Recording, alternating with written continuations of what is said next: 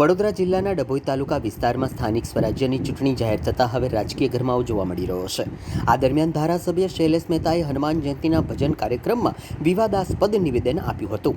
તેમણે કહ્યું કે જે ઉમેદવારને જય શ્રીરામ બોલવામાં તકલીફ હોય તેનું જય શ્રીરામ કરી નાખીશું, તેમજ જય શ્રીરામ સાથે સંકળાયેલા ઉમેદવારોને જીત માટે આશીર્વાદ આપ્યા હતા। ધારાસભ્યના નિવેદનથી રાજકીય ચર્ચા તેજ બનવાની શક્યતા છે। હાલ આ વિડીયો વાયરલ થયો હતો। ત્યારે જય શ્રી રામ જોડે સંકળાયેલા તમામ ઉમેદવારો સારી રીતે જીતે એવો આશીર્વાદ, જેને જય શ્રી રામ બોલવામાં તકલીફ હોય એનું જય શ્રી રામ કરી નાખશે। આજે વધારે નથી કહેતો, પણ એમની પાસે આશીર્વાદ લેવા આવ્યો છું। છેલ્લા 3 વર્ષથી રાત્રે 12 વાગે આરતી કરવાનું આમંત્રણ મળતું। આજે મને કહેવામાં આવ્યું કે 3જી વર્ષ છે, ખરાબ લાગે એટલે આવવું પડે।